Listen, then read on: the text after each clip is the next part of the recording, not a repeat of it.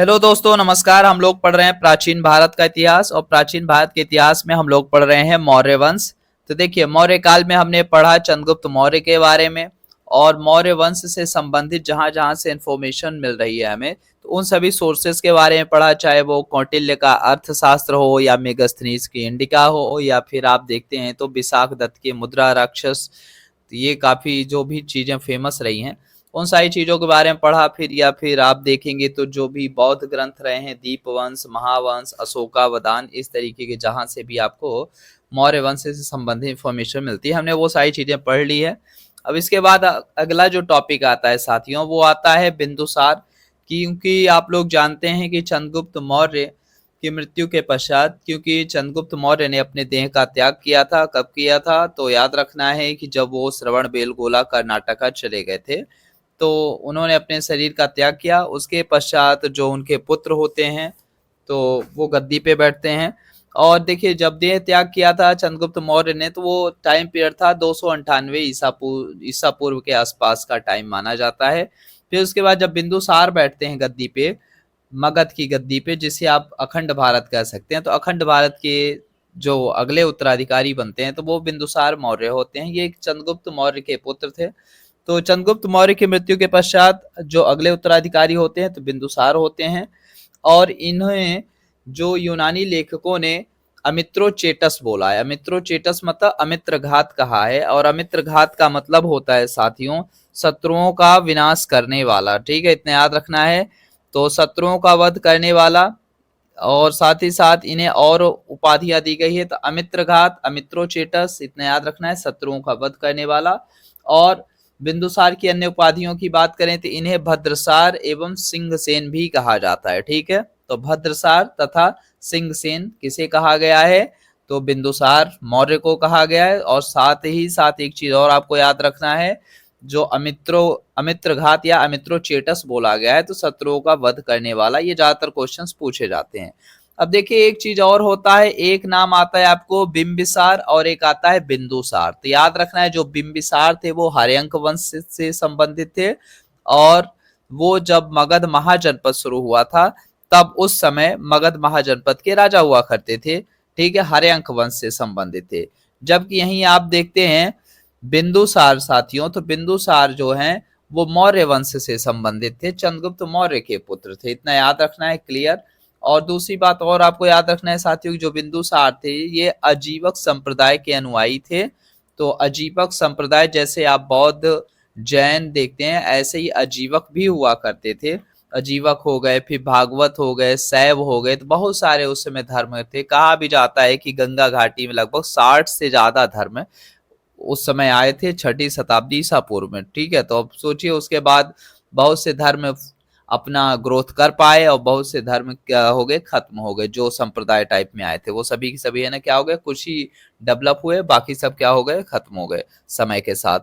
और नेक्स्ट अगर हम बात करते हैं तो बिंदुसार के काल में भी आप देखते हैं कि प्रधानमंत्री की जो कुर्सी थी तो वो चाणक्य के ही पास थी। तो चाणक्य क्या थे, बिंदुसार के दरबार में उनके प्रधानमंत्री हुआ करते थे।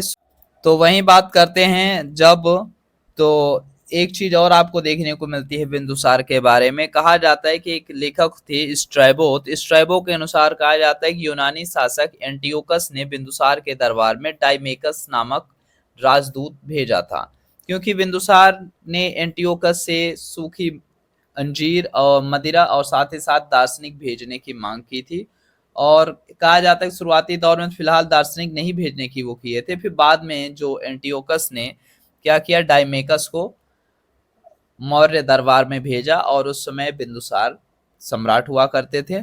और वहीं आप देखेंगे तो प्लिनी के अनुसार, प्लिनी भी राइटर थे, तो उनके अनुसार मिस्र के राजा टॉलमी द्वितीय ने डायोनिशियस को बिंदुसार के दरबार में भेजा। तो जो प्लिनी के अनुसार क्या कहा जाता है, जो मिस्र का जो राजा था टॉलमी सेकंड थे, तो उन्होंने डाइनोस डाइनोसियस डाइनोसियस को बिंदुसार मौर्य के दरबार में भेजा था। वहीं स्ट्रैबो के अनुसार यूनानी शासक एंटियोकस ने डाइमेकस को भेजा था। तो याद रखना है, एंटियोकस किसको भेज रहे हैं, डाइमेकस को भेज रहे हैं। और एंटियोकस कहाँ के थे, तो यूनान के राजा हुआ करते थे।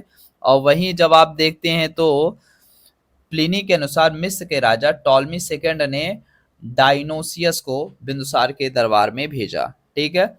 और नेक्स्ट एक चीज और आपको याद रखना है साथियों कि दिव्यावदान के अनुसार कहा जाता है कि उत्तरापथ की राजधानी तक्षशिला में विद्रोह हो गया था। तो विद्रोह जब हुआ तो विद्रोह खत्म करने के लिए बिंदुसार ने अपने बड़े पुत्र सुसीम को भेजा, लेकिन सुसीम वहां पे असफल हो गया, विद्रोह को नहीं शांत कर पाया।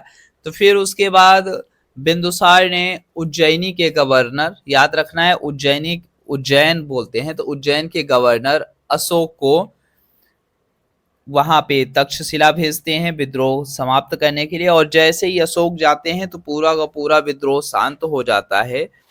तो एक बात और आपको याद रखना है कि सम्राट अशोक सम्राट बनने से पहले कहाँ के गवर्नर थे, तो याद रखना उज्जैन के गवर्नर थे। साथ ही साथ फिर बाद में जैसे ये तक्षशिला का विद्रोह शांत करते हैं तो इन्हें तक्षशिला का भी गवर्नर बना दिया जाता है। अब देखिए जो उज्जैन था वो आप देखेंगे तो मध्य भारत का एक बहुत महत्वपूर्ण हिस्सा था और इसे कहा जाता है कि एक महत्वपूर्ण वाणिज्यिक केंद्र हुआ करता था। ठीक है ना, आर्थिक गतिविधियों का एक वाणिज्यिक केंद्र के तौर पे उज्जैन हुआ था। ठीक है।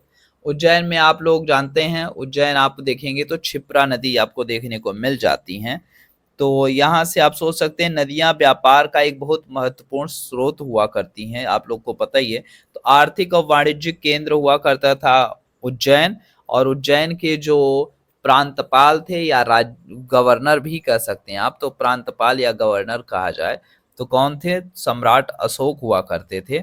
और इन्हें फिर बाद में तक्षशिला का भी गवर्नर बनाया जाता है। और फिर उसके बाद जानते हैं जैसे ही बिंदुसार की मृत्यु होती है तो सम्राट अशोक मगध की गद्दी पर बैठते हैं।